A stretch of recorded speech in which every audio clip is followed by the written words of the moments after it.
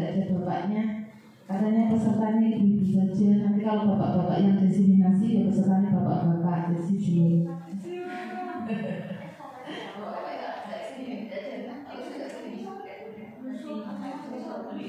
Oke.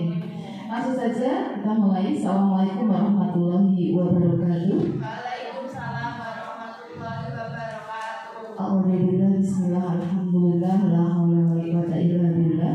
Rabbi israh li sadri wa yassir li amri wahlul 'uqdatam min lisani yafqahu qawli, amma ba'du. Yang kami hormati di sini Bu Indah Silviana Maulida, CGP Angkatan 11 Kabupaten Pekalongan.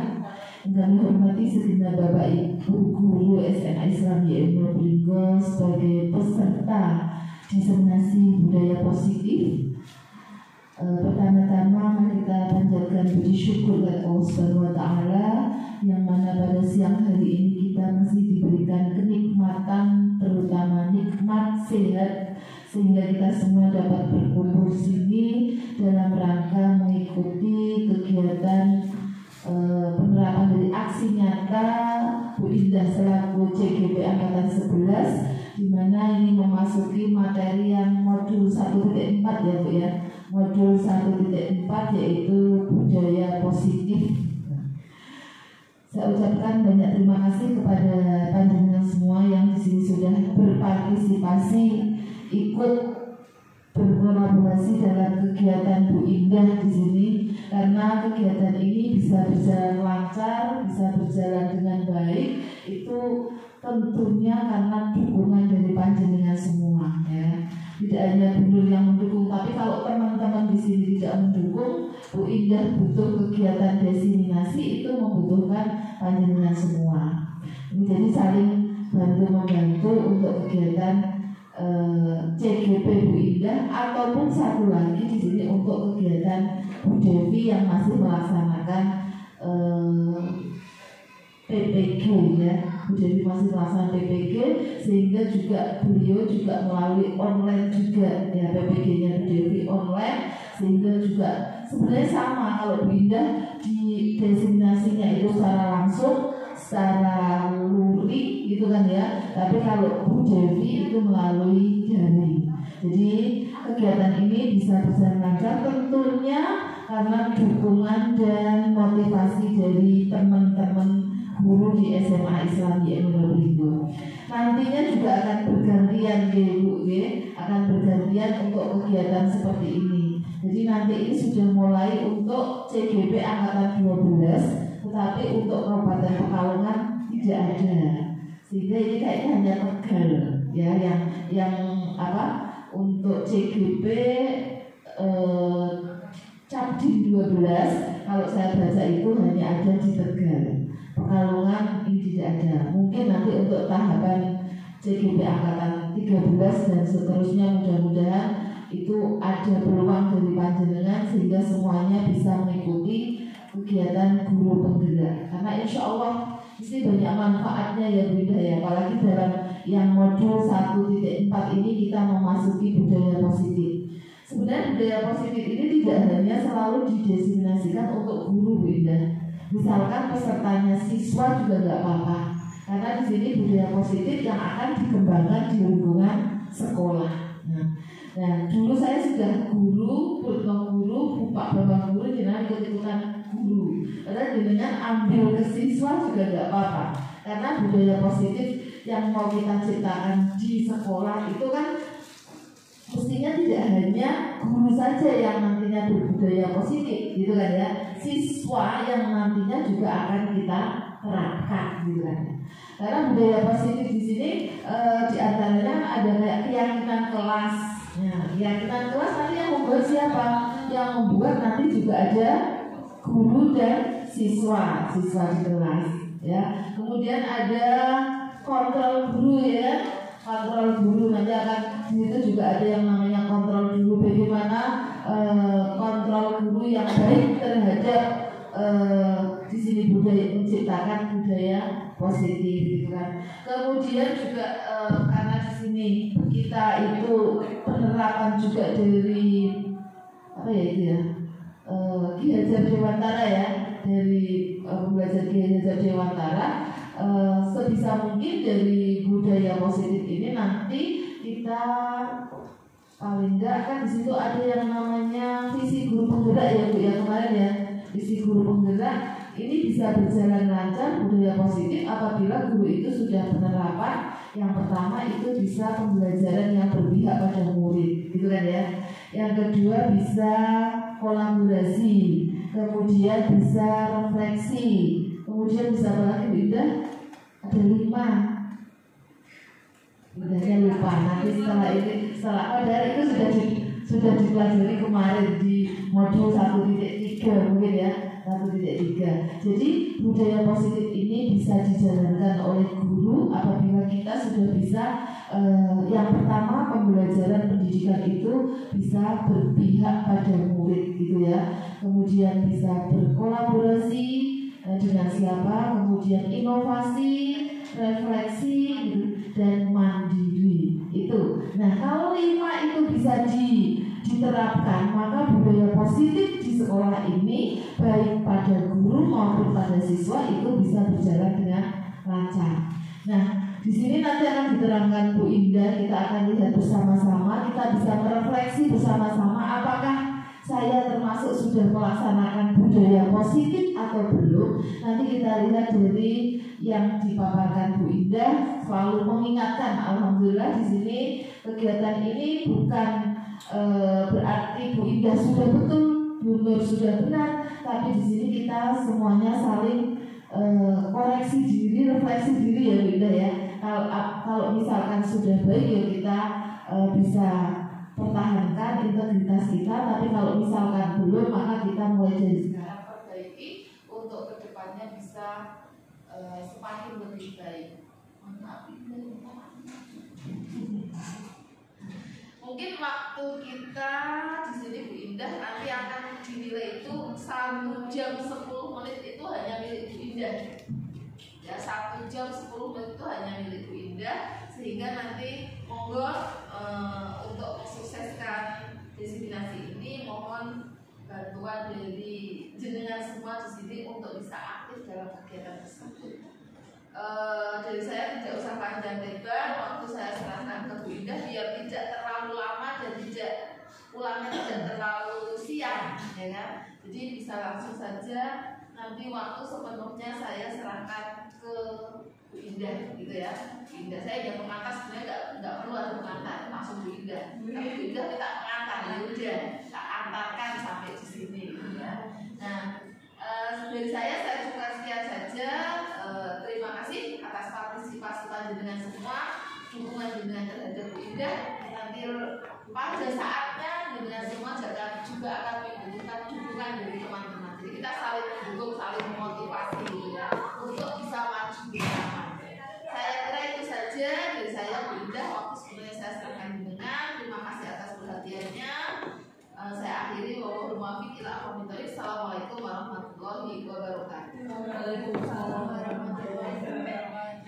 Baik, sama kita langsung dulu ya. Ini udah gini ya. Belum di volume tak untuk setengah.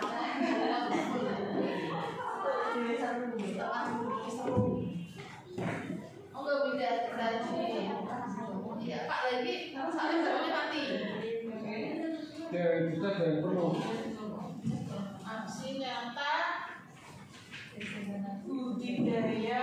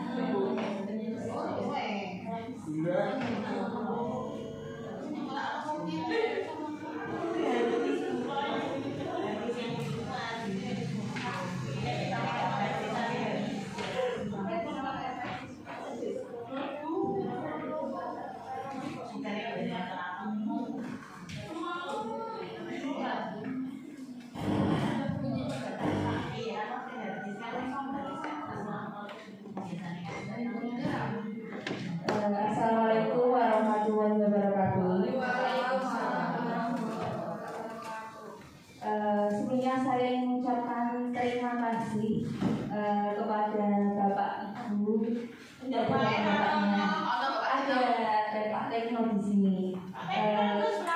Terutama kepada Bu Nur selaku kepala sekolah yang sudah meluangkan waktunya untuk membuka kegiatan yang akan saya lakukan berkaitan tentang aksi nyata diskriminasi budaya positif. Yang kedua juga saya mengucapkan terima kasih kepada ibu-ibu semua yang mungkin tadi kita sudah capek-capek, kita sudah lomba bareng, bahkan kita sudah berterima kasih lagi. Tapi Bapak Ibu masih tetap semangat untuk mengikuti kegiatan di siang hari ini. Nah, sebelum kita mulai kegiatan ini, saya ingin sedikit melakukan ice breaking untuk Bapak Ibu, untuk ibu-ibu, bukan bapak-bapak, untuk ibu-ibu, karena di sini hanya ada ibu-ibu. Mungkin ibu-ibu semua bisa berdiri.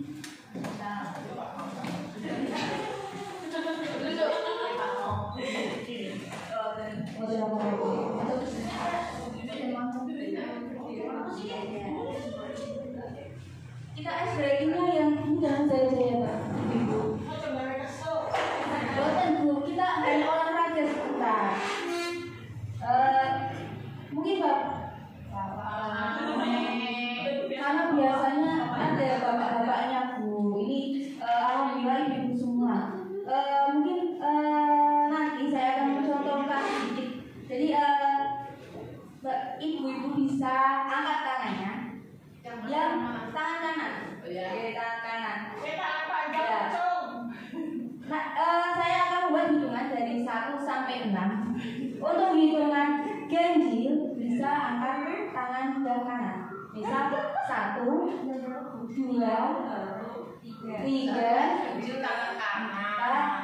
Ke atas kok. Iya ke atas. Tangan ke atas. 1, 2, 3, 4, 5, 6.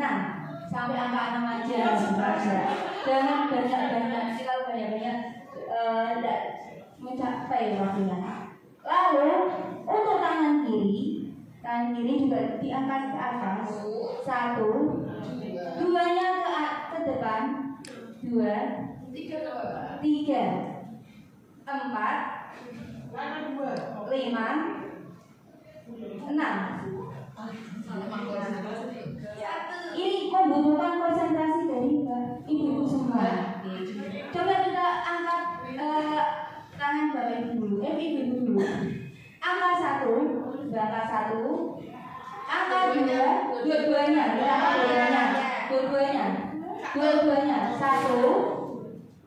2, yang 1 ya. 3. Oke, kita mulai ya, Ibu.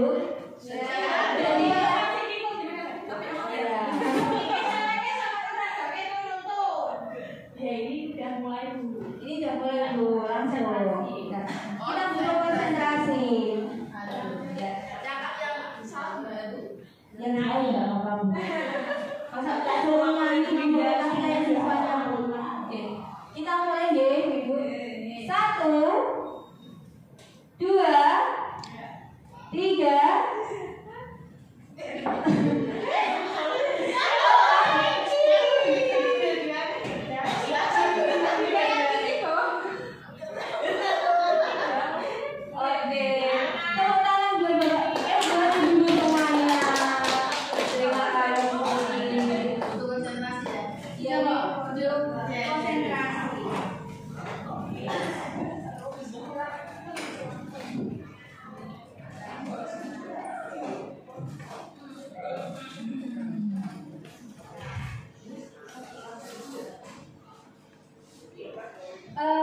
Untuk yang pertama, mungkin ada beberapa pertanyaan yang ingin saya tanyakan kepada ibu di sini. Untuk pertanyaan ini nanti saya ingin ibu-ibu semua bisa menjawab secara langsung. Ini merupakan pertanyaan otomatis, ya. Sebelum kita mungkin masuk ke dalam materi. Nah, selamat datang Pak Lutfi dan Pak Ita. Ini juga ada tempat yang masih kosong. Atau sini, sana, ya.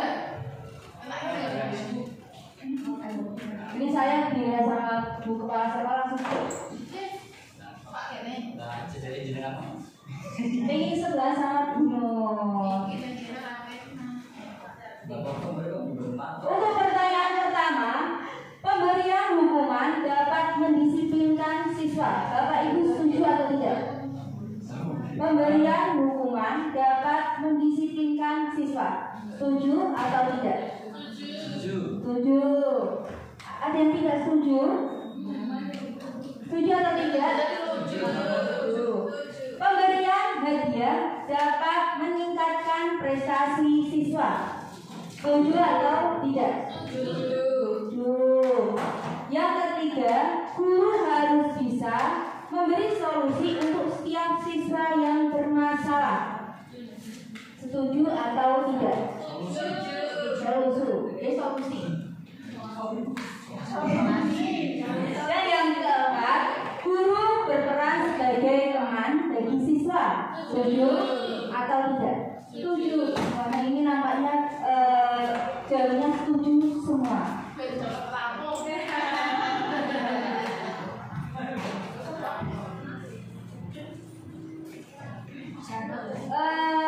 Bapak Ibu, hari ini kita akan mempelajari tentang budaya positif. Apa sih budaya positif? Jangan kalau mendengar kata budaya itu terpikirnya apa? Ada istiadat, kebiasaan, lalu apa lagi? Kesenian. Sesuatu yang sudah dilakukan sejak dulu. Sesuatu yang sudah dilakukan sejak dahulu, sehingga kita tinggal menerapkannya atau melakukan kebiasaan tersebut. Budaya positif sendiri merupakan perwujudan dari nilai-nilai atau keyakinan universal yang diterapkan di sekolah. Karena kita ini areanya masih di sekolah, berarti kita harapannya bisa menerapkan budaya positif di sekolah. Nah, di sini tertulis berkaitan tentang nilai-nilai atau keyakinan. Menurut Bapak Ibu, nilai-nilai apa yang perlu diterapkan kepada anak-anak kita? Nilai-nilai positif atau nilai-nilai yang negatif? Positif. Contohnya menghormati, terus disiplin, sopan santun, gotong royong, tanggung jawab, lalu kejujuran, dan masih banyak lagi nilai-nilai yang bisa kita terapkan kepada murid.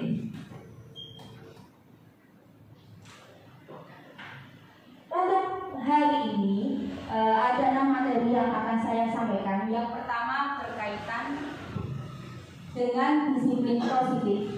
Lalu yang kedua, motivasi perilaku manusia. Yang ketiga, kebutuhan dasar manusia. Yang keempat, posisi kontrol dan diskusi. Yang kelima, keyakinan kelas. Dan yang keenam, segitiga restitusi. Nah, dari keenam ini, yang kira-kira asing bagi Bapak Ibu nomor berapa? Asing belum pernah mendengar kata-kata tersebut. Ada yang sudah pernah dengar semuanya. Kalau yang ini yang ibu-ibu baru, guru-guru baru, restitusi atau segitiga restitusi. Nah, sebenarnya mungkin ini Bapak Ibu sudah menerapkan keenamnya, cuma belum mengetahui nama apa yang sudah Bapak Ibu terapkan.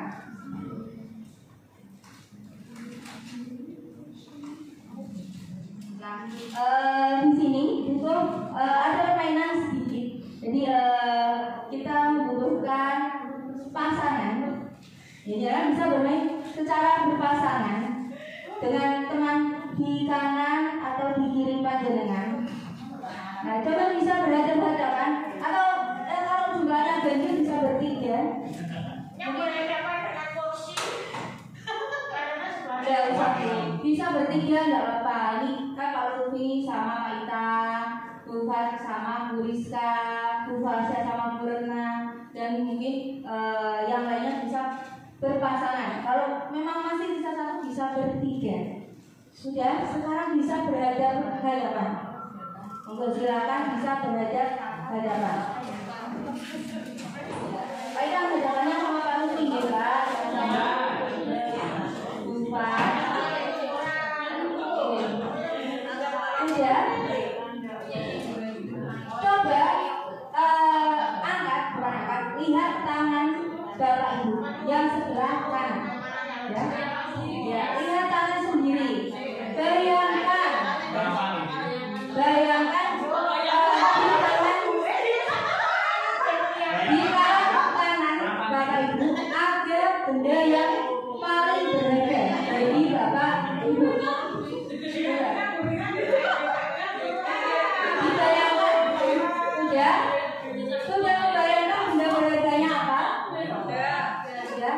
Kalau sudah, genggam tangan kanan panjenengan, genggam sekuat tenaga. Sudah. Nah, tugas panjenengan di hadapan teman panjenengan, coba membuka tangan teman panjenengan yang sudah tergenggam. Bagaimanapun caranya coba dibuka.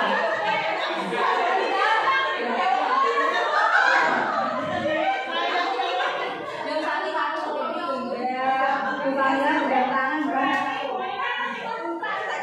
Boleh dengan cara memukul, dengan cara merayu, atau mungkin ngasih uang, ngasih apa-apa.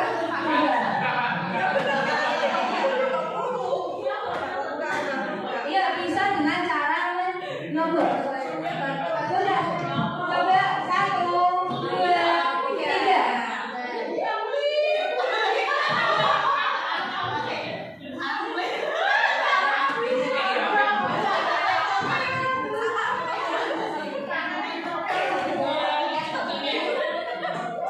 Sudah bisa membuka Bapak Ibu?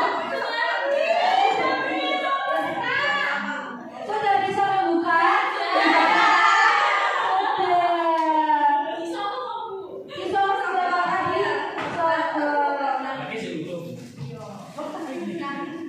Dia dengan membuka tangan panjenengan itu karena paksaan atau karena keinginan sendiri? Keinginan. Berarti barang berharga di tangan jenengan yang berharga ya? Sama berharganya makanya mau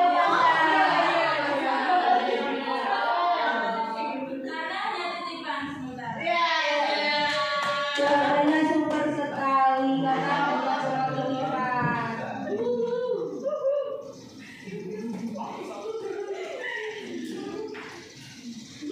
Nah, Bapak Ibu, tadi sebenarnya tentang genggaman tangan itu berkaitan dengan kontrol diri.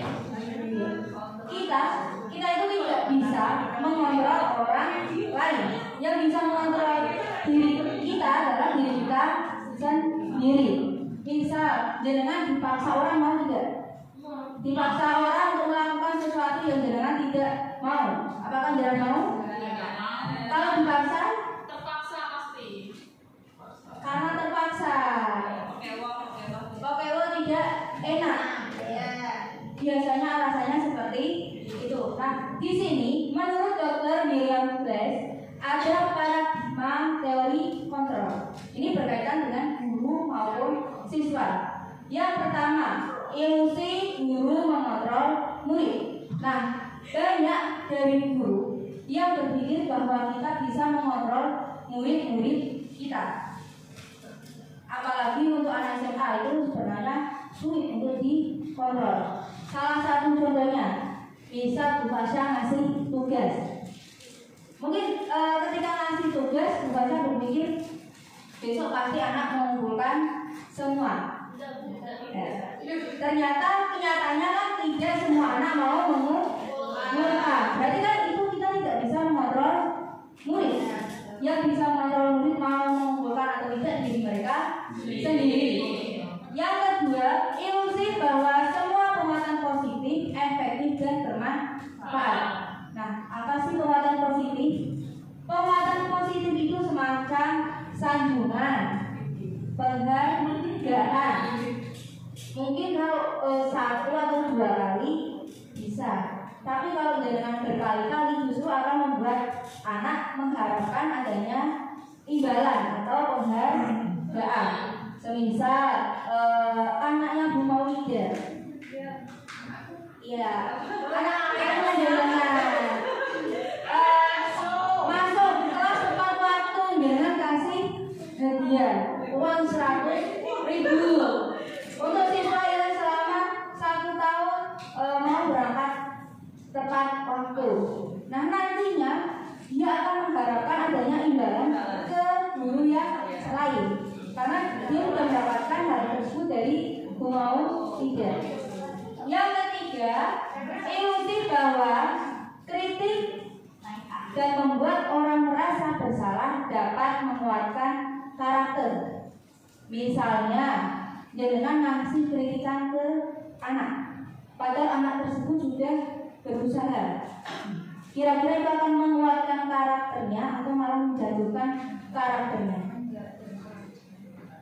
Menguatkan atau menjatuhkan? Menjatuhkan. Seharusnya kita justru mengapresiasi usaha mereka. Mau mereka mungkin kayak gini, ada mereka mau kalah atau mana, ya mungkin kan mereka sudah berusaha. Tidak perlu kita membicarakan atau mengasih kritikan kamu tadi kurang ini kurang itu. Kita hanya perlu memberikan apresiasi atas usaha mereka. Yang ketiga, ilusi bahwa orang dewasa memiliki hak untuk memaksa. Nah ini kan biasanya tumbuh dari mungkin orang tua, ya. Orang tua mungkin ada beberapa anak yang kurang mendapatkan perhatian dari orang tuanya, di mana keinginan mereka itu kurang diapresiasi oleh orang tua, sehingga orang tua itu bisa memaksakan kehendak mereka kepada anak, dan itu membuat adanya ilusi bahwa orang dewasa memiliki hak untuk memaksa, padahal kita tidak memiliki hak untuk memaksa anak-anak kita.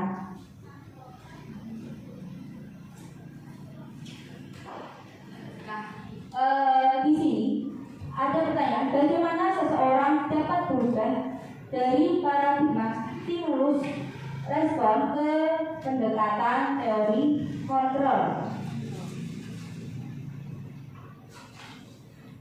Stimulus respon itu merupakan cara kita untuk menerima rangsangan dari luar, sedangkan teori kontrol itu cara kita bagaimana merespon yang melibatkan tentang psikologi kita dalam merespon. Contohnya di sini, realitas kebutuhan kita sama. Kita berpikir bahwa kebutuhan setiap anak itu sama, tapi nyatanya kebutuhan tiap anak itu berbeda. Semua orang memiliki hal yang sama, atau semua orang melihat hal yang sama. Misal dengan ini biasanya dalam pertemanan, ya dalam pertemanan mungkin antara si A dengan si A melihat si B itu sebagai orang yang baik, sebagai orang yang peduli. Tapi kan tidak semua orang melihat si B sebagai sosok seperti itu. Makanya kan setiap orang memiliki gambaran yang berbeda. Yang ketiga, kita mencoba mengubah orang agar berpandangan sama dengan kita. Ini berarti contohnya memaksa orang lain agar bisa menerima pendapat kita dan menyetujui pendapat kita. Padahal nyatanya kita yang harus berusaha untuk memahami pandangan dari orang lain. Yang keempat, perilaku buruk dilihat sebagai suatu kesalahan. Namun dalam teori kontrol, semua perilaku yang dilakukan oleh siswa itu pasti punya tujuan atau alasan. Jadi kita tidak boleh langsung menghakimi siswa atau murid-murid kita. Kita perlu menanyakan terlebih dahulu alasan mereka melakukan kesalahan apa. Yang kelima, orang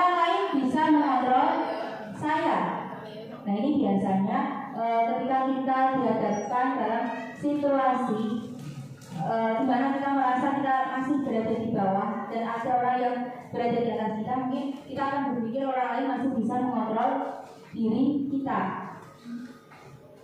Namun sebenarnya hanya kita sendiri yang bisa mengontrol diri kita. Makanya kan sekarang sering sekali berseliweran di sosial media bahwa kita itu harus berani mengucapkan tidak kalau memang kita tidak mau melakukan hal tersebut. Jangan karena tadi kata Bu Rizka atau tidak enak, jadi kita mengiyakan semua permintaan dari orang lain. Jadi semua itu terjadi dari kontrol diri kita sendiri. Saya bisa mengontrol orang lain. Nyatanya kita tidak bisa mengontrol orang lain.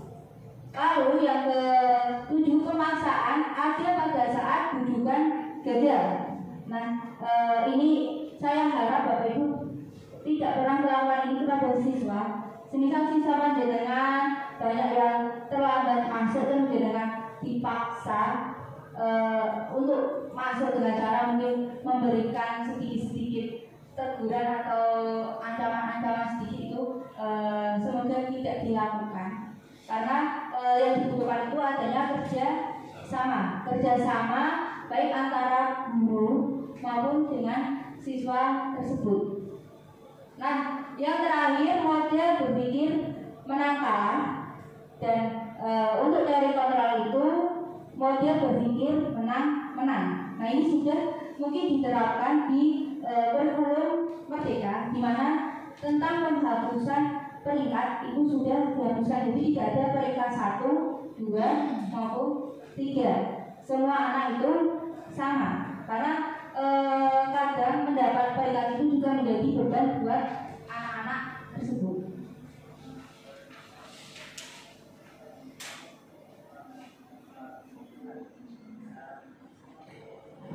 Nah, di sini ada disiplin positif. Kalau mendengar kata disiplin, pertama kali yang Bapak Ibu pikirkan itu apa? Disiplin. Tanggung jawab. Apalagi? Tepat waktu. Mentaati aturan. Menghargai waktu. Ada lagi? Nah, itu semuanya membentuk karakter siswa. Disiplin positif merupakan salah satu cara penerapan disiplin yang bertujuan untuk menumbuhkan karakter serta memberdayakan anak melakukan sesuatu tanpa adanya sogokan, ancaman maupun hukuman, di mana di dalam disiplin positif terdapat nilai-nilai kebajikan universal. Nah, untuk mewujudkan disiplin positif ini tidak semudah membalikkan telapak tangan. Semisal tentang anak datang tepat waktu, kita tidak bisa semudah itu meminta anak besok untuk tidak terlambat. Pasti masih ada anak yang datang terlambat. Nah, salah satu cara agar disiplin positif tersebut berjalan adanya pembiasaan yang harus dilakukan tidak hanya oleh siswa tapi juga oleh guru. Semisal tentang tepat waktu, berarti hal itu bukan hanya untuk siswa, tapi guru juga harus datang tepat waktu, karena guru akan menjadi contoh untuk siswanya. Lalu tentang karena di sini berakhlakul karimah isinya, jadi ada pembiasaan membaca Al-Quran. Nah, itu kan diharapkan kita sebagai guru bisa masuk kelas mendampingi siswa dalam pembiasaan pagi tersebut, mengajak siswa untuk membaca Al-Quran bersama agar menumbuhkan karakter atau nilai-nilai kebajikan yang sesuai dengan visi dari sekolah kita.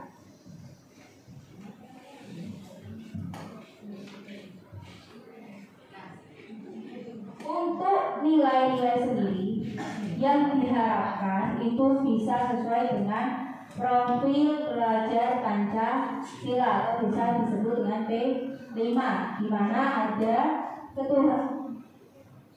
Yang pertama beriman dan bertakwa kepada Tuhan Yang Maha Esa, lalu berkebinekaan tunggal, bergotong royong, kreatif, mandiri, dan berpikir kritis. Nah, kita harapkan siswa-siswi kita itu bisa memiliki keenam nilai tersebut. Nah, caranya bagaimana? Caranya ya salah satunya dengan memiliki pembiasaan atau menggunakan pembiasaan yang positif, di mana kita sebagai guru juga harus mencontohkannya terlebih dahulu. Jangan hanya kita menyuruh siswa tapi kitanya sendiri tidak mau melakukan. Karena untuk siswa SMA itu benar-benar sudah kritis. Pasti salah satunya masalah mungkin memakai sandal. Ketika kita menegur siswa yang memakai sandal, berarti kan kita harusnya sudah menerapkan terlebih dahulu. Mungkin guru bisa memakai sandal tapi hanya di ruang guru. Ketika ke kantin atau kemanapun bisa memakai sepatu, karena kita sudah menginstruksikan siswa agar tetap memakai sepatu, jangan memakai sandal. Terus tadi datang tepat waktu. Siswa yang masuk ke kelas saja kan harus tepat waktu. Guru pun diusahakan kalau masuk ke kelas juga harus tepat waktu. Sampai sini ada yang ingin ditanyakan, Bapak Ibu? Belum? Karena ini sudah yang ketiga, jadi mereka Bapak Ibu ini sudah sangat paham. Oh iya, yang keempat. Maaf dulu. Ya. Selanjutnya ini berkaitan tentang teori motivasi, hukuman dan penghargaan. Nah, dari ketiga ini, Bapak Ibu bisa membaca kira-kira yang memotivasi Bapak Ibu semua itu yang menghindari ketidaknyamanan atau hukuman, atau yang kedua mendapat imbalan atau penghargaan, atau yang ketiga menghargai diri atau menjadi orang yang diinginkan. Dari ketiga ini mana yang memotivasi Bapak Ibu semua? Ini tuh Bapak Ibu dulu. Kira-kira yang mana? Dari ketidaknyamanan atau hukuman. Yang mana Pak Ika? Angkat besi gitu kan. Misal jangan berangkat pagi sebelum jam 7. Alasannya karena apa, Pak? Iya, alasannya karena apa, Pak Ika?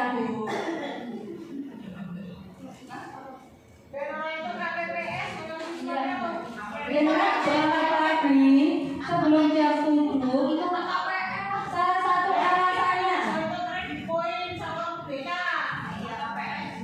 Yang memotivasi jenengan. Yang mana, Pak?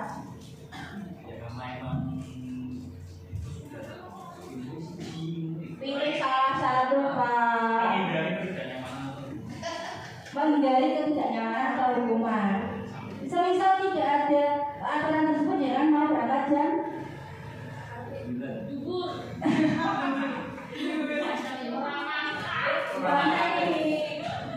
semisal tidak ada aturan kita harus berangkat jam 7 pagi. Masya Allah, Pak Rena mau berangkat jam 7 pagi, Bu. Ya, Pak Rena ini kan sudah yang keempat, berarti dan bisa ya jam 7, sebelum jam 7 jam 7 pagi dari rumah, Pak. Oke. Nah, ini motivasi perilaku manusia, dan ini pun juga sering terjadi. Kita motivasikan ke anak-anak kita. Biasanya murid-murid kita itu melakukan hal-hal yang baik itu karena dua hal. Yang pertama, menghindari ketidaknyamanan atau hukuman. Nah, ini sering terjadi.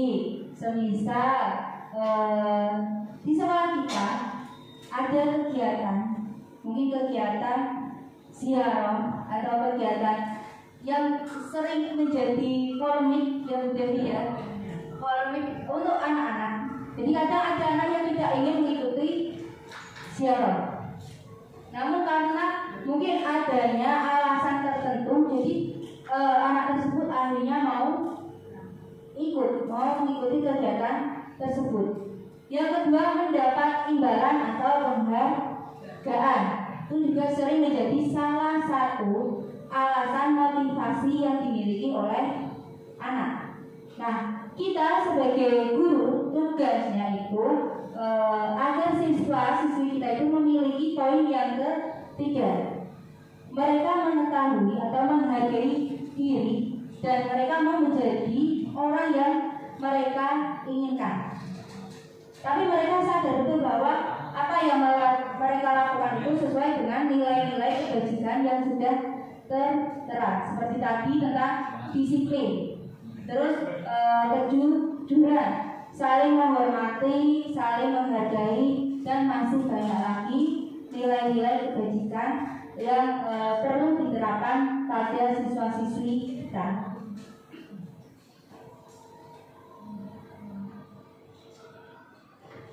Nah, untuk materi selanjutnya ini ada hukuman, konsekuensi, dan restitusi. Hukuman, kira-kira Bapak Ibu, hukuman itu apa sih? Hukuman? Sanksi. Kalau konsekuensi?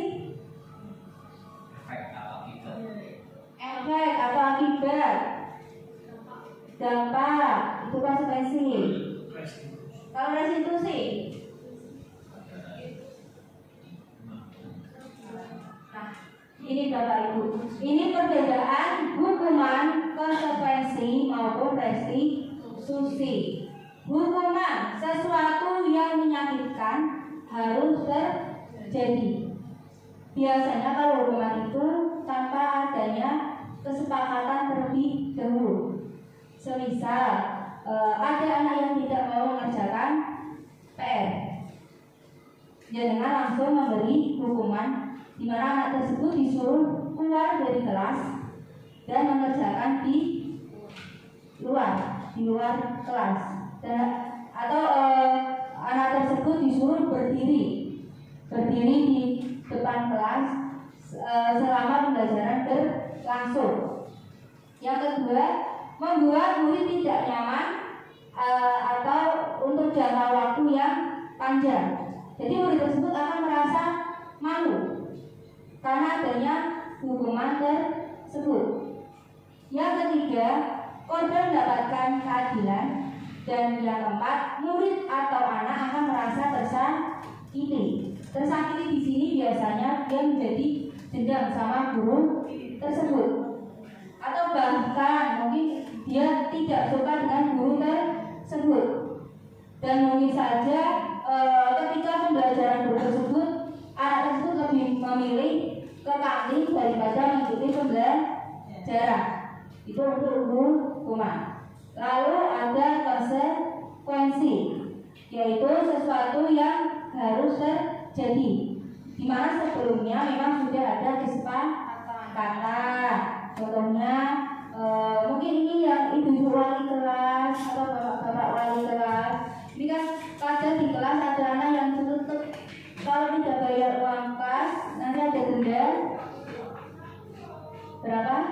5.000 atau 3.000, bayarnya dilipat gandakan. Yang kedua, tidak nyaman untuk murid atau anak untuk jangka waktu yang pendek. Korban bisa diabaikan. Dan yang keempat, murid atau anak dibuat tidak nyaman. Tidak nyamannya dengan aturan tersebut. Sedangkan restitusi merupakan pilihan. Pilihan itu yang seperti apa? Dimana sebelumnya kita menanyakan dulu kepada murid kita, bagaimana solusi atas permasalahan yang terjadi. Lalu yang kedua, menguatkan untuk murid atau anak dalam jangka waktu yang panjang. Yang ketiga, korban mendapatkan keadilan, mendapatkan ganti. Dan yang keempat, murid atau anak mendapatkan penguatan untuk hukuman, konsekuensi dan restitusi. Nah, ini Bapak Ibu, dampaknya. Dampak adanya hukuman. Yang pertama, murid akan marah. Murid merasa bersalah. Murid akan merasa rendah diri, bahkan mengasingkan diri. Karena apa? Karena dia merasa malu. Yang kedua, hukuman ini bersifat tiba-tiba, tidak diharapkan atau sangat melukai bagi murid-murid kita. Yang ketiga, hukuman itu dibuat oleh guru. Tidak ada campur tangan dari siswa-siswi kita. Jadi guru yang secara langsung itu memberi hukuman. Semisal anak datang terlambat, kita di peraturan sekolah tidak ada hukuman mungkin lari lapangan 10 kali atau 3 kali. Tapi kita sebagai mungkin yang guru pikir tiba-tiba ngasih hukuman seperti itu kan berarti itu termasuk dalam hukuman. Karena tidak ada di kesepakatan atau aturan di sekolah. Yang keempat, hal tersebut menyakitkan. Guru yang menjalani konsekuensi dengan menyatakan, mengkritik, menyindir, dan merendahkan. Jadi dalam hukuman itu pasti ada kata-kata sindiran, kata-kata kritikan. Kadang guru juga berkatanya sambil berjejak pinggang. Itu yang membuat anak kadang merasa sakit hati. Untuk konsekuensi di sini murid akan kehilangan haknya. Waktu jeda seorang diri atau penahanan. Yang kedua, sudah diketahui dan masuk akal. Jadi untuk konsekuensi sendiri ini merupakan kesepakatan antara murid dengan siswa. Ini kan dibuat oleh guru dan murid. Jadi di kelas pasti ada yang namanya konsekuensi. Semisal anak yang tidak piket, pasti ada konsekuensi, dan itu yang meminta biasanya anak-anak putri. Karena memang yang sedikit bermasalah di sini kan anak-anak cowok yang tidak mau melakukan tugas piket, dan itu yang tugas pasti anak-anak putri. Di sini membantu guru menyatakan peraturan, melakukan peringatan, dan menerapkan konsekuensi. Mungkin yang bisa kita lakukan ketika konsekuensi itu, yang pertama, memperingati terlebih dahulu, memberi peringatan kepada murid tersebut terlebih dahulu. Lalu memberitahu konsekuensi apa yang akan mereka dapatkan jika melakukan atau mengulangi hal tersebut. Kemudian ada restitusi. Murid atau anak tidak kehilangan waktu, namun bersemangat untuk memperbaiki diri. Di sini untuk restitusi itu kita menanyakan kepada anak tentang jalan keluar atas permasalahan yang mereka alami. Jadi anak tidak merasa disalahkan, tidak merasa dikritik ataupun dihardik oleh guru. Yang kedua, berupa undangan untuk mengadakan restitusi dibuat oleh murid atau anak, karena tadi kita menanyakan solusinya. Semisal tadi permasalahannya anak laki-laki yang tidak mau melakukan tugas piket kelas, mungkin kita bisa memanggil salah satu atau panggil satu per satu, menanyakan alasannya apa tidak mau melakukan piket kelas, lalu menanyakan bagaimana caranya atau solusinya agar mereka bisa ikut serta dalam membantu tugas piket. Itu mungkin menjadi salah satu cara di restitusi. Lalu menguatkan guru, menyebutkan keyakinan kelas, membimbing kerangka ajuan berpikir restitusi murid ataupun anak.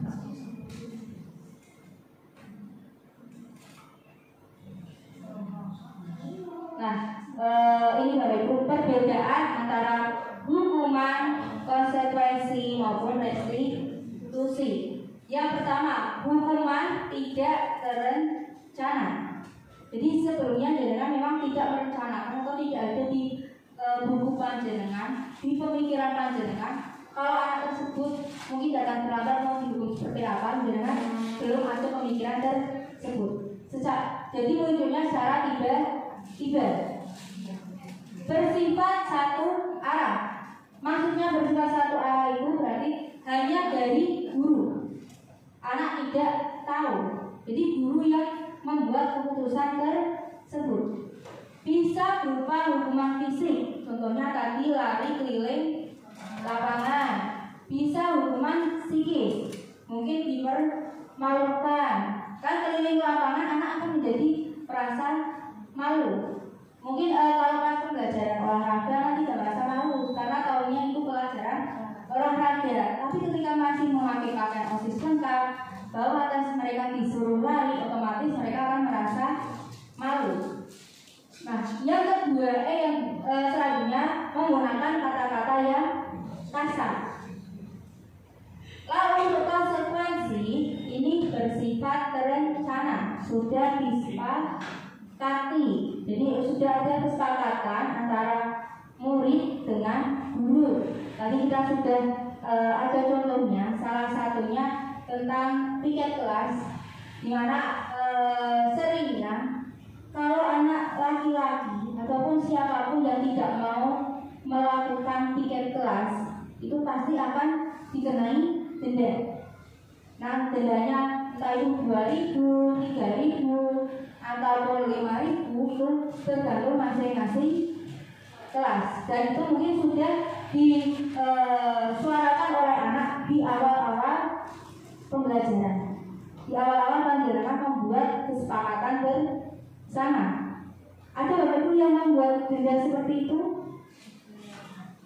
Ada enggak? Ada. Pak Ina enggak ada ya? Pak Lutfi? Enggak ada. Bu Rili? Ada. Bu Mau? Bu Mau? Waruli ya? Ada. Kalau Bu Masya ada enggak Bu Masya? Ada. Kalau solid sekali ya Bu. Iya. Kalau Bu Renang ada. Bu Rizka ada.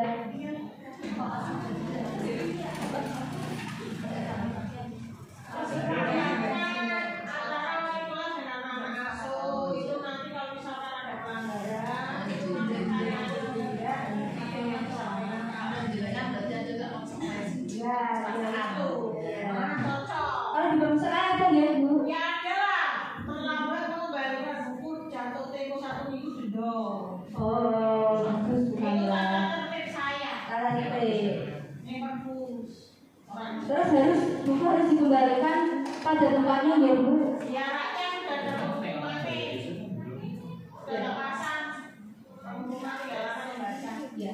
Yang ketiga ada restitusi, yaitu proses menciptakan kondisi bagi murid untuk memperbaiki kesalahan mereka sehingga mereka bisa kembali ke kelompok mereka dengan karakter yang lebih baik.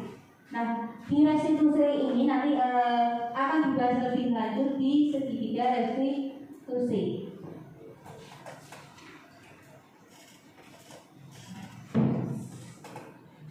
Di sini ada sedikit soal, bukan soal, ada sedikit cerita. Infa kurang menguasai pelajaran matematika, sehingga pada saat pelajaran tersebut berlangsung, dia lebih banyak berdiam diri atau menggambar di buku pelajarannya.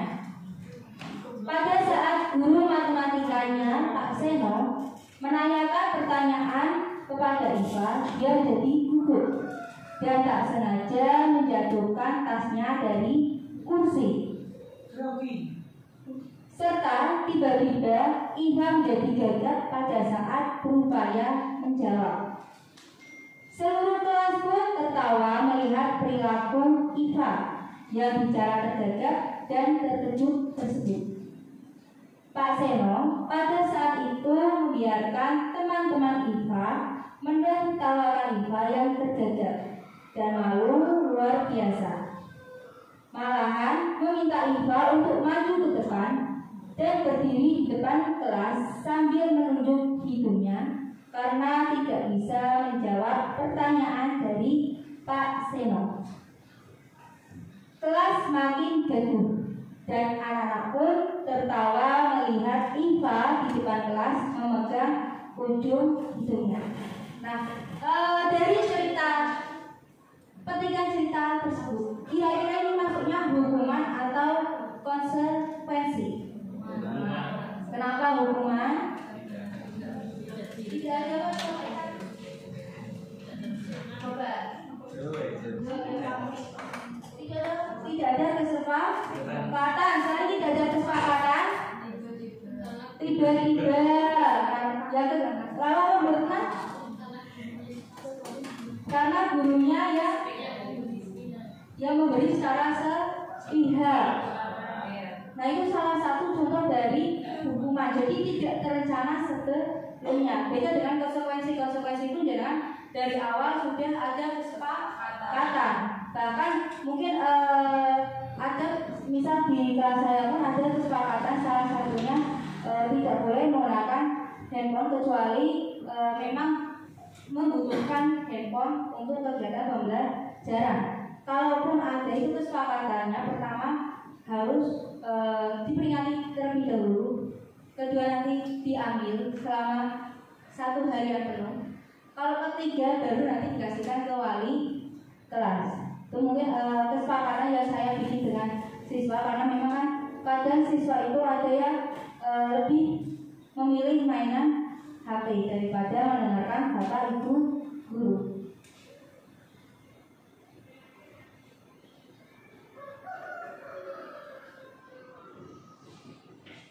Nah, di sini ada satu kalimat yang menarik bagi saya tentang dihukum oleh penghargaan. Dihukum oleh penghargaan. Bapak Ibu pernah tidak merasa terhukum oleh penghargaan? Belum pernah. Kalau ibu-ibu di sini pernah merasakan dihukum oleh penghargaan? Iya. Karena jujur saja saya sendiri pernah ada di posisi dihukum oleh penghargaan. Jadi saya itu salah satu orang yang mungkin aneh menurut diri saya sendiri. Saya tidak suka mendapat pujian. Karena ketika saya mendapat pujian itu menjadi beban mental untuk saya.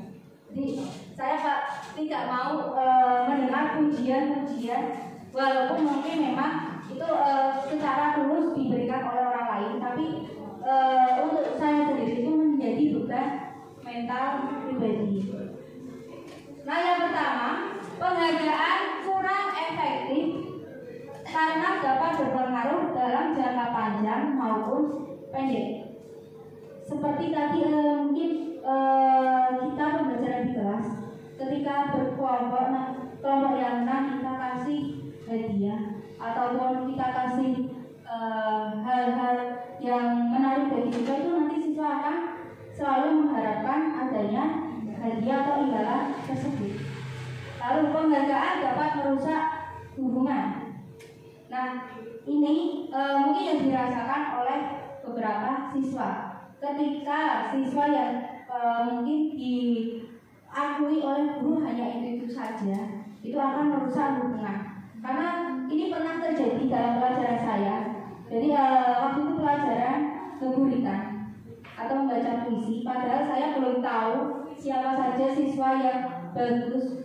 Siswa sudah mencatat, oh bu, paling sing apik kae si A, si B. Kok bisanya itu, soalnya ya kemarin kayak gitu di pelajaran yang lain gitu, si A sama si B yang bagus itu secara tidak langsung siswa mengatakan hal tersebut. Makanya saya cuma bilang ke siswa, kan penilaiannya kan berbeda antara bunda maupun dengan guru lain, berbeda. Belum tentu si A atau si B yang paling bagus, bisa saja si C atau si D. Jadi siswa pun juga merasakan hal yang seperti itu. Penghargaan mengurangi ketepatan.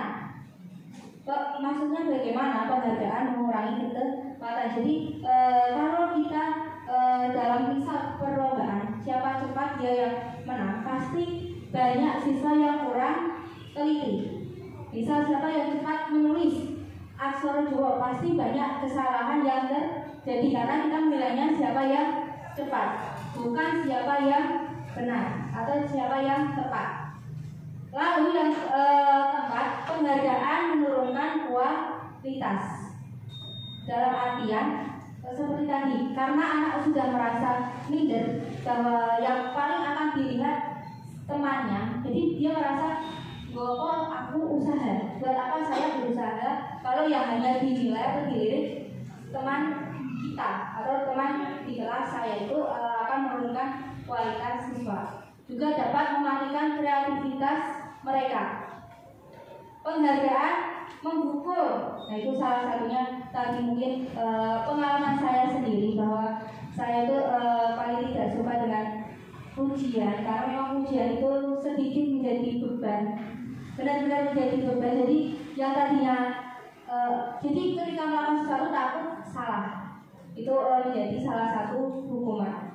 Mematikan motivasi dalam diri itu salah satu dihukum oleh penghargaan.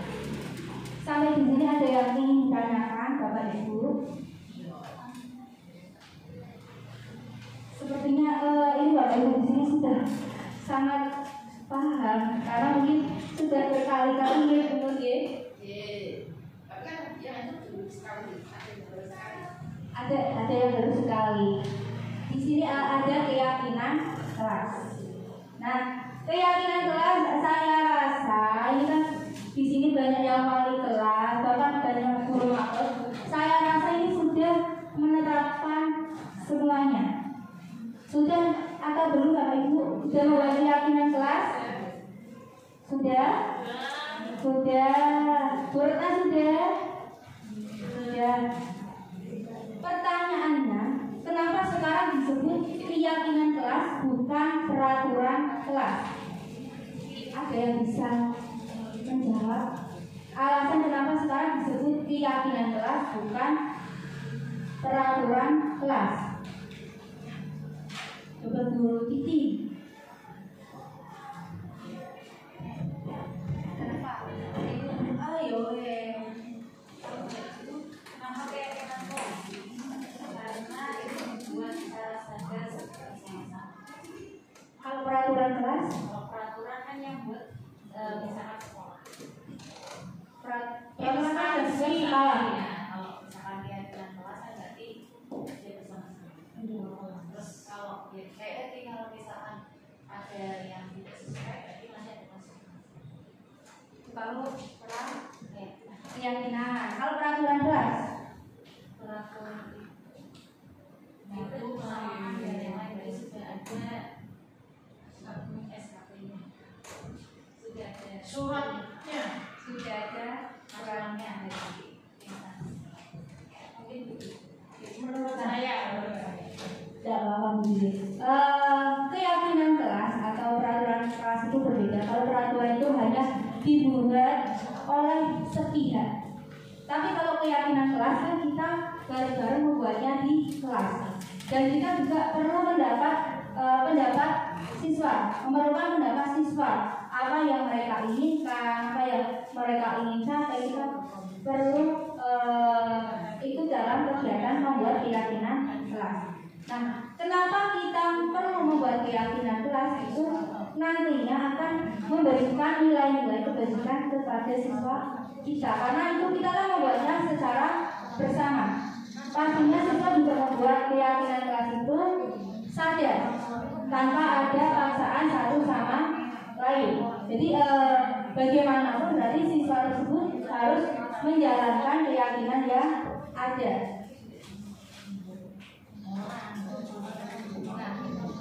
Di sini ada pertanyaan Bapak Ibu. Mengapa kita memiliki peraturan tentang penggunaan helm saat berkendara? Untuk ke A mana? Kalau tidak ada peraturan tetap mau menggunakan helm? Mau. Kalau buatnya karena panas, bukan karena keselamatan. Itu satu sama lain. Berarti walaupun tidak ada peraturan, tetap mau menggunakan helm. Biar berkaca wajahnya glowing, biar tidak berdebu. Nah, itu kan berarti secara tidak langsung jenengan sadar akan keyakinan dalam diri jenengan bahwa kalau menggunakan helm satu bisa membuat jenengan aman selamat dari mara bahaya walaupun kecelakaan tidak ada yang tahu ya. Yang kedua kalau bahasa melindungi muka dari debu ya. Nah, pertanyaan kedua, mengapa kita memiliki peraturan tentang penggunaan masker dan mencuci tangan setiap hari? Kira-kira kalau Bapak Ibu tidak ada peraturan tersebut, tetap akan menggunakan masker dan mencuci tangan tidak? Tidak mau mencuci tangan.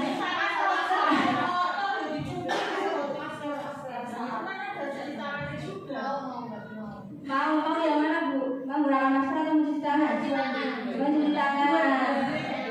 Dua-duanya. Kenapa bukan lah? Menghindari kalau masker kan biar tidak ketemu. Ya. Tidak menularkan penyakit yang flu ya aman. Jelas kalau pakai masker. Pakai. Tapi tidak perjalanan di rumah murah. Ya. Kalau cuci tangan kan berarti segala sesuatunya mesti tiap saat. Misalkan kita sama kotor kan perlu butuh Pak Mak ya butuh bersih. Bukan seperti itu Bu Ida. Ya benar Bu. Karena itu tumbuh dari kesadaran atau keyakinan diri kita. Ada orang yang mau apapun harus cuci tangan, tapi ada orang yang juga setelah makan pun tidak mau cuci tangan. Karena itu tergantung sama kesadaran atau kontrol diri masing-masing. Cuci tangan loh.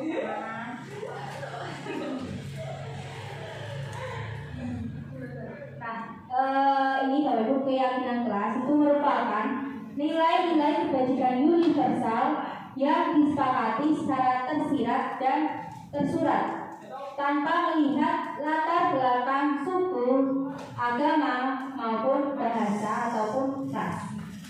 Keyakinan kelas ini dibuat berdasarkan kesepakatan bersama antara guru dan siswa yang bersifat universal. Ya berarti ini siswa benar-benar secara sadar membuat keyakinan kelas. Tanpa dengan paksa kan untuk membuat keyakinan kelas, apa jangan paksa pokoknya harus seperti ini, harus seperti itu.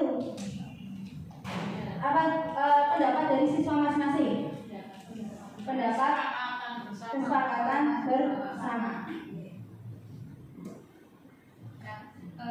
Saya yakin Bapak Ibu sudah membuat keyakinan kelas dan saya rasa keyakinan kelas di kelas Bapak Ibu masing-masing itu benar-benar hasil kesepakatan dari jenengan dan siswa-siswi panjenengan. Di sini ada beberapa langkah cara membuat keyakinan kelas. Yang pertama, mempersilahkan warga sekolah atau siswa mencurahkan ide tentang peraturan yang akan disepakati. Jadi biasanya kan pembuatan keyakinan kelas itu di awal pembelajaran, bahkan sebelum pembelajaran dimulai kita menyempatkan 1 hari untuk membuat keyakinan kelas. Yang kedua, mencatat semua masukan. Oke, jangan mungkin bisa meminta siswa untuk menggunakan sticky note untuk membuat masukan-masukan dari mereka tentang yang berkaitan tentang keyakinan kelas. Yang ketiga, mengganti kalimat negatif menjadi kalimat positif. Contohnya, tidak membuang sampah sembarangan. Itu kalimat negatif atau positif, Bapak Ibu? Tidak membuang sampah sembarangan. Positif atau negatif?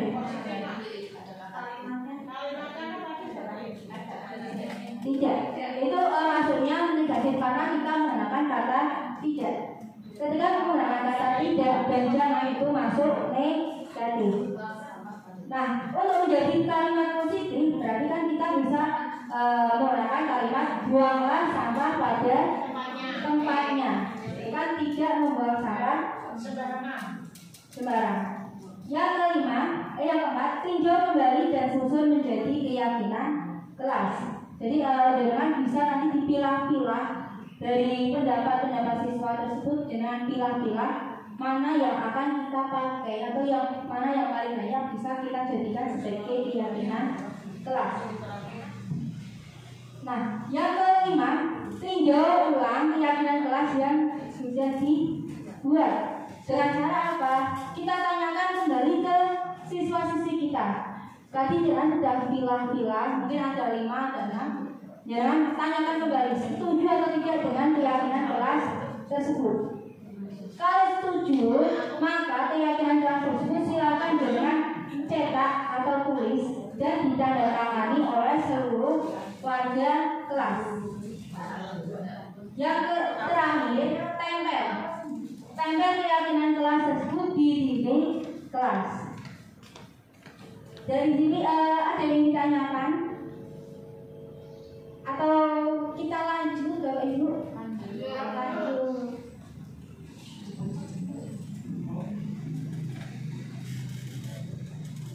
Untuk materi selanjutnya tentang kebutuhan dasar manusia dan dunia berkualitas.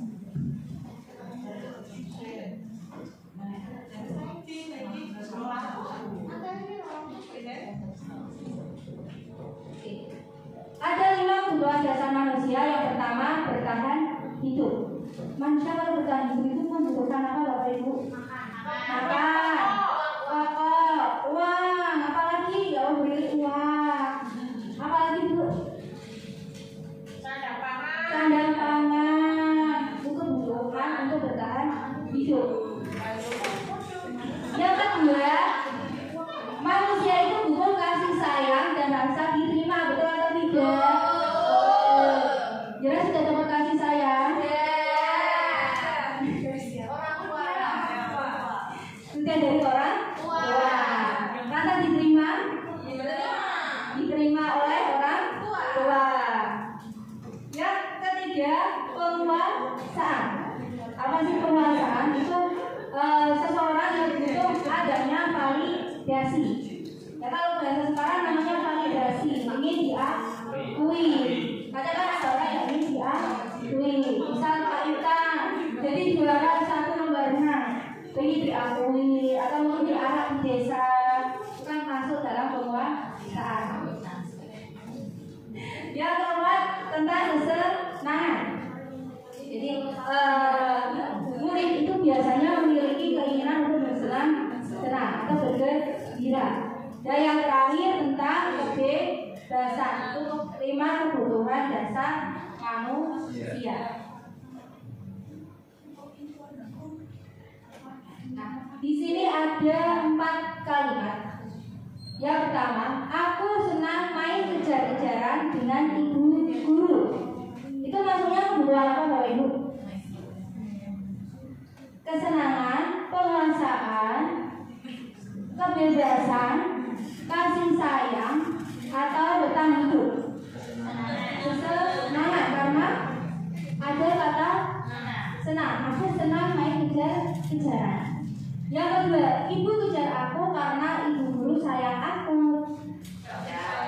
Kasih sayang. Yang ketiga, aku hebat kan karena bisa bikin ibu guru kejar aku. Penguasaan atau validasi. Yang keempat, aku bosan belajar di dalam kelas terus. Kebebasan karena anak menginginkan mungkin bisa belajar di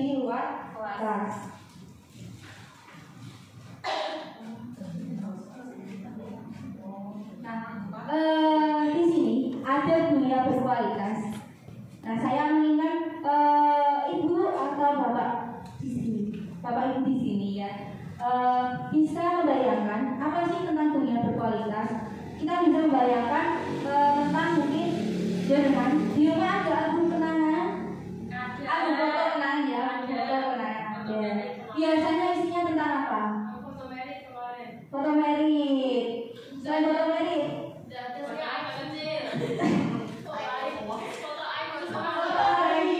foto bayi, apalagi bukan Mela.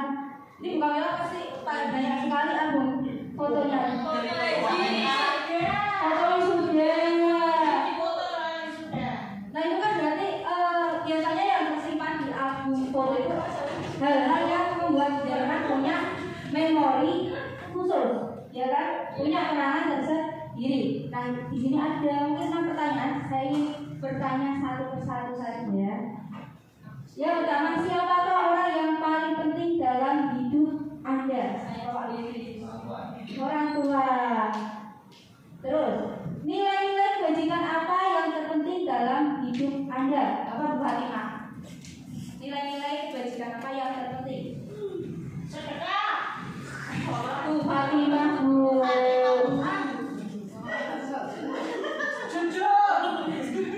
Apa juga? Yang jujur. Karakter atau sifat seperti apa yang Anda inginkan ada dalam diri Anda? Coba Bu Hasya. Iya, dia ingin memiliki karakter yang seperti apa? Menikmati diri sendiri. Yang seperti apa diri sendiri itu? Yang percaya diri, yang selalu positive vibes. Positive vibes. Nah, iya nggak apa. Nomor 4, apa pencapaian yang paling Anda banggakan dalam hidup Anda? Coba Bu Titi. Hidup sampai sekarang Apa pencapaiannya itu? Pencapaiannya adalah bisa membahagiakan Tuhan. alhamdulillah. Saya membahagiakan orang tua Bu Titi. Ada lagi tidak? Ada. Ya. Yang kelima, apa yang paling bermakna dalam hidup Anda? Coba ini dari yang dari tadi. Asik Bu. Kasih sayang anakku. Apa yang paling bermakna dalam hidup Anda? Yang memiliki makna. Kasih sayang anakku perlu keluarga tercinta. Ini yang kalimat Devi ya. Keluarga tercinta. Ceritakan bagian dalam hidup Anda di mana Anda merasa itulah titik puncak dalam hidup Anda. Nah kalau ini mungkin Bu Nur bisa menceritakan. Soalnya Bu Nur ini kan pengalamannya sudah sangat luar biasa. Jadi mungkin bisa berbagi dengan teman-teman di sini. Ceritakan bagian dalam hidup Anda di mana Anda merasa itulah titik puncak dalam hidup Anda. Titik puncak dalam hidup saya.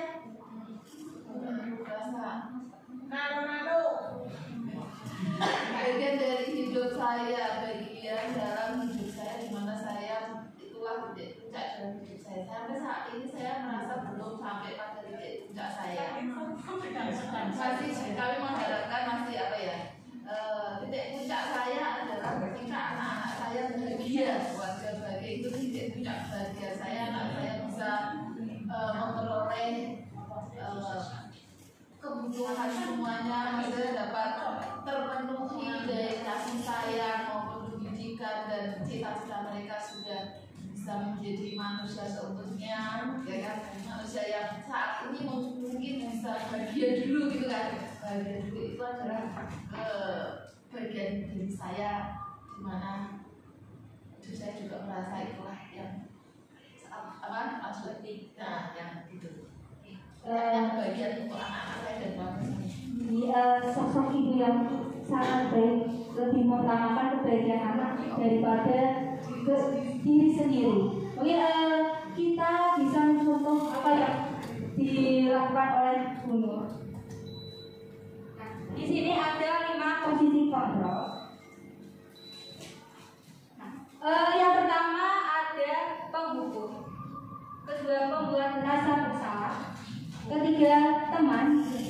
keempat pemantau, dan kelima manajer.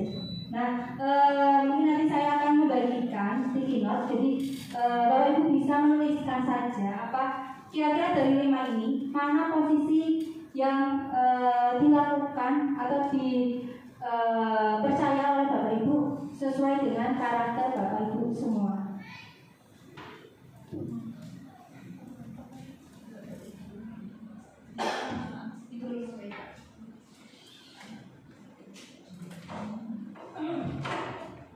Pilih salah satu. Apa dua?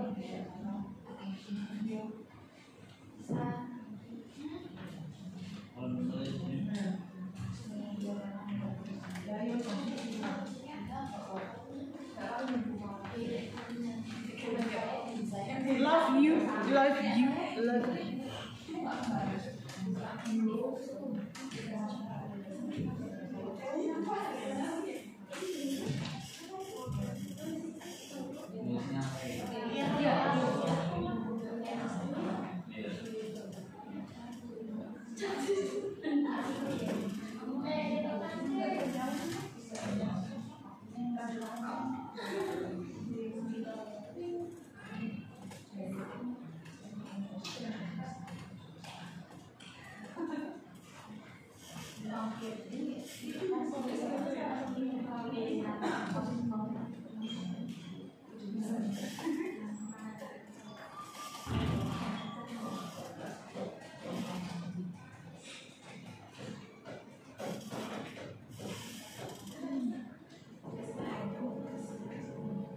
Sudah ditulis Bapak Ibu? Sudah ditulis posisi mana yang Bapak Ibu percayai ada dalam diri Bapak Ibu? Bu Titin apa Bu Titin? Teman sama pemantau, buku. Kalau Bu Mili? Teman, terus? Pemantau, lalu? Kalau Bu Fasya, Bu? Hukum, terus? Sudah. Jangan apa hukum? Beneran? Bu, apa ini Bu Fat? Hampir semua kecuali manajer. Itu adalah 5 posisi kontrol. Sekarang kita lihat masing-masing. Ini tidak perlu ya Bapak Ibu.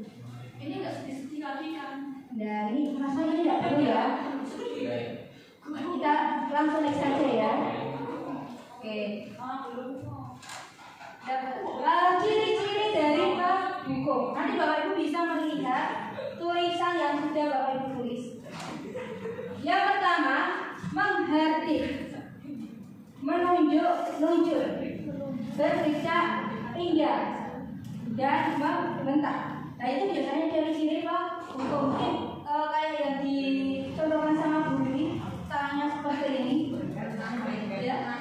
Satu tangan di samping, satu tangan nunjuk. Kamu itu loh ya, sudah dikasih tahu masih bandel. Nah itu bisa saja masuk posisi hukum. Lalu adanya hukuman fisik maupun verbal. Dalam arti kata fisik seperti tadi lari. Yang kedua verbal itu menggunakan kata-kata yang kurang baik, yang membuat siswa merasa tersakiti. Dampaknya anak akan menjadi pendendam, tidak menyukai guru atau mahkota tertentu. Itu untuk ciri-ciri hukum. Lalu ada pembuat rasa bersalah. Ciri-cirinya, jadi ciri-ciri pembuat rasa bersalah itu biasanya suaranya lembut tapi celekit, ya. Bahasanya celekit atau menyalahkan siswa. Yang kedua, guru menyatakan kesalahan pada siswa dan guru merasa yang paling menderita. Biasanya kan kalau pembuat rasa bersalah itu kata-katanya, kamu nggak kasihan sama ibu, kamu nggak kasihan kalau ibu nanti disalahin sama Bu Yuno,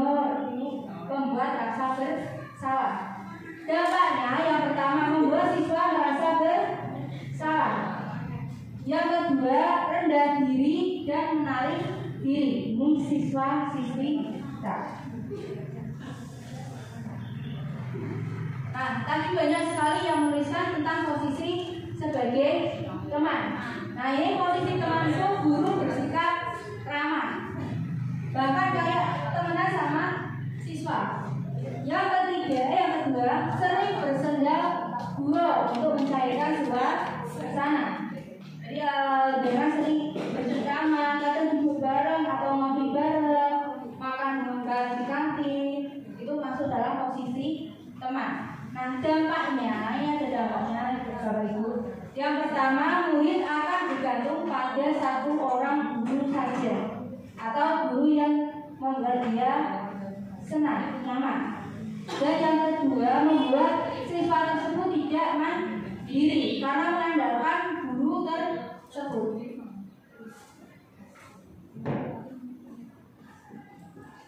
Yang keempat, ada posisi pemantau. Nah, posisi ini memiliki ciri-ciri nada bicara dan ekspresinya dapat bisa membentuk siswa dari identitas gagal menjadi identitas berhasil. Memantau, tetap memantau siswa yang diberi sanksi. Jadi dia akan melihat progres siswa dari yang tadi identitas gagal menjadi identitas berhasil. Dampaknya, memberi bahagia atau hukuman yang diberi tanpa melihat nilai kebajikan.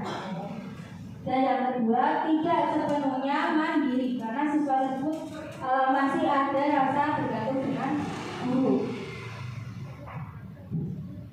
Nah, di sini yang terakhir posisi manajer, di mana saya berharap kita pun bisa sama-sama belajar untuk berada di posisi manajer. Karena menurut saya posisi manajer itu posisi yang sulit untuk kita lampaui, tapi mungkin kalau kita bisa belajar mulai dari sekarang, kedepannya bisa mencapai di posisi manajer. Nah, ciri-cirinya apa? Yang pertama, suara netral.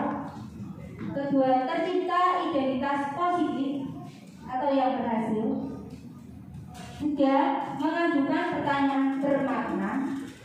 Dan yang keempat, membantu siswa dalam memecahkan masalah. Dampaknya apa? Dampaknya di sini siswa dapat mandiri karena dia tahu cara untuk menyelesaikan masalah yang dia alami. Yang kedua, percaya diri dalam menemukan solusi atas masalah yang dialami. Ini tentang posisi kontrol. Dan yang selanjutnya ini berkaitan tentang segitiga restitusi.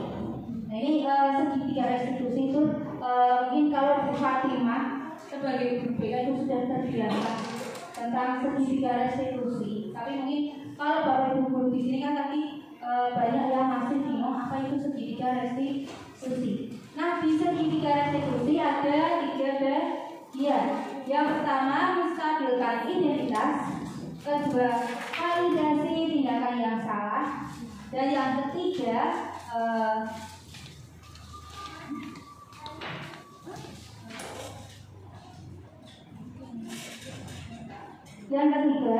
menanyakan keyakinan. Itu tentang segitiga restitusi. Kita akan membahas satu persatu. Yang pertama, menstabilkan identitas. Membuat kesalahan adalah bagian dari proses pembelajaran. Itu yang perlu ada di mindset kita. Jadi ketika siswa kita membuat kesalahan, bukan berarti dia akan selalu salah. Tapi kita harus merubah mindset kita menjadi ketika siswa kita membuat kesalahan itu berarti bagian dari proses pembelajaran.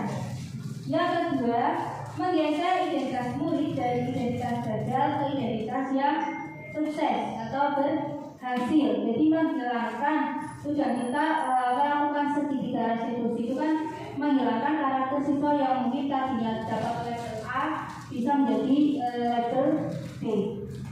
Yang ketiga, jangan mengkritik murid saat mengalami identitas gagal. Nah, di sini ada contoh pernyataan. Yang pertama, membuat kesalahan adalah hal yang wajar. Itu bisa kita kasihkan atau kita berikan ke siswa kita ketika mengalami kesalahan. Yang kedua, manusia itu tidak ada yang sempurna.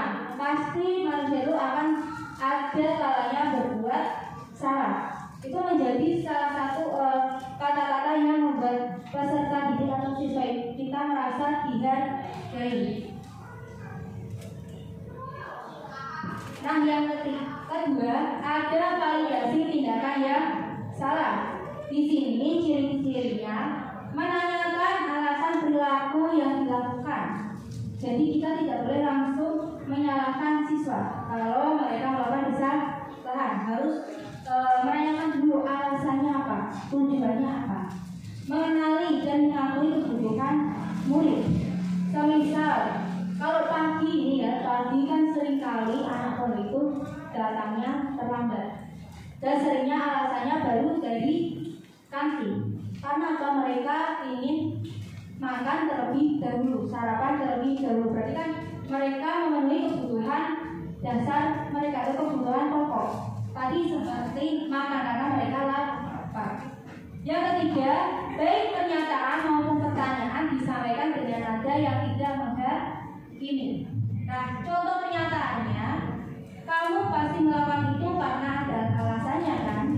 Atau yang kedua, kira-kira apa yang kamu lakukan sudah benar atau belum? Itu contoh pertanyaan dari validasi tindakan yang salah. Dan yang terakhir ini ada menanyakan keyakinan. Ciri-cirinya, murid telah menyadari kesalahan yang mereka buat. Yang kedua, murid dapat mengaitkan dengan keyakinan kelas atau sekolah yang ada. Dan yang ketiga, murid siap untuk mengubah identitas gagal menjadi identitas yang berhasil. Contoh pernyataannya, ketika kamu sudah menyadari kesalahan kamu, apakah perbuatan kamu melanggar keyakinan kelas kita? Terus bisa juga dengan menanyakan, siapkah kamu untuk merubah semuanya atau memperbaiki kesalahan yang telah kamu lakukan? Nah, mungkin itu saja Bapak Ibu yang dapat saya sampaikan. Mungkin dari Bapak Ibu ada yang ingin menanyakan tentang budaya positif yang masih buat Bapak Ibu bingung, mungkin bisa ditanyakan. Atau sudah paham semuanya? Ini apakah ada yang mau bertanya? Ya, sudah cukup. Masya Allah sekali. Ini sudah pada paham. Semoga kegiatan ini atau pemaparan seri materi yang saya berikan, saya bagikan kepada Bapak Ibu benar-benar bermanfaat untuk kita semua. Dan semoga kita bisa bersama-sama belajar. Jadi tidak hanya saya yang belajar, tapi Bapak Ibu pun bisa belajar bersama bagaimana kedepannya menumbuhkan budaya positif di sekolah kita, sehingga dapat menciptakan murid-murid kita yang memiliki nilai kebajikan yang sesuai dengan keinginan atau visi sekolah kita. Mungkin itu saja pemaparan materi dari saya dalam kegiatan aksi nyata modul 1.4 tentang diseminasi budaya positif. Saya